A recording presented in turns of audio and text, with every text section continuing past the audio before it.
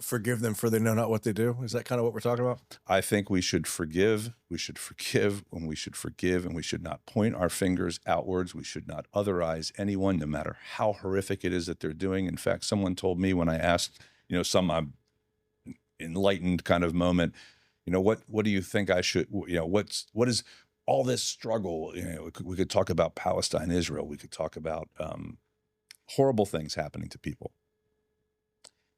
And for years, that has really motivated me from a young child, actually, watching World at War with my father and seeing what Germans who my Oma and Opa came over in the 1920s, not speaking English, separately and met in New York. So I'm an adopted son of a first-generation American. Are you adopted as well? I'm adopted. And anyhow, to go back to the war thing, what this person told me, he said, imagine this. Imagine you're responsible for the deaths of as many as anyone has been responsible for. Pol Pot, whatever, Stalin, Hitler. And then live your life as if you are having an impact for those people. For those people. So without necessarily the guilt, blame, and shame, however, just simply seeing, I said the shadow earlier and the sun above us. So, I don't know if we want to politicize this and bring actual names of current folks, but I think that would be challenging today. But I would say this, to see the person that you hate the most or you abhor, that is a repulsive action and behavior, even if you say it's a repulsive person, which is much more. Well, where is that in you? Right. Because if you see it, there's something in you. And so this is going to be a very unpopular. This is going to be a very unpopular part of this, and I'm happy we're having it because you're right. We see in the others that whether we recognize it or not, it's in us. Yes, it becomes the reflection. As within, so without is what was written over the Delphiad oracle.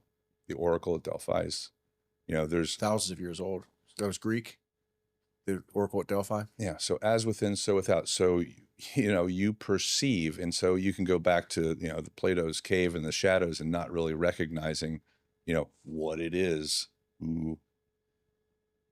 So what I believe is getting a little bit still. I call it, you can self-certify, add some letters behind your name. Yeah. I got a degree from where, Charlie? STFU. Yeah. So take a moment. Shut the fuck up. And what are you feeling? Meditating can be done every single moment of the day in every single activity. Chewing, biking, driving, purchasing, doing accounting, anything is meditative, done with, I believe, the zone that Michael Jordan would get in or any other sports player, the people we see, being so present that basket becomes as big as an ocean. You cannot miss. Can't miss it. So this gets down to practice that. It gets down to a certain form of emotional intelligence, right? Is that how you would look at it as well? Like when you meditate, what emotional state do you think that you embody? Or do you think that an emotional state is required for meditation? I believe you actually get beyond, because you're just observing emotions at that point. You're no longer actually saying I'm in an emotional state. You just am. Is it possible? And I agree a certain part. I think I do want to ask the question. So you believe it's possible to exist as a human being in certain moments without being within an emotional state? If you're observing it, does part of you still exist in that emotional state?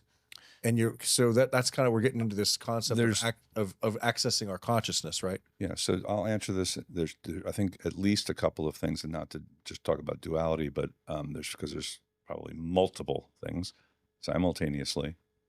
First of all, presence. It is the present. We do think about the past or look to history to make plans for the future. I want to get into Eckhart Tolle, The Power of Now, with this. Perfect. Exactly.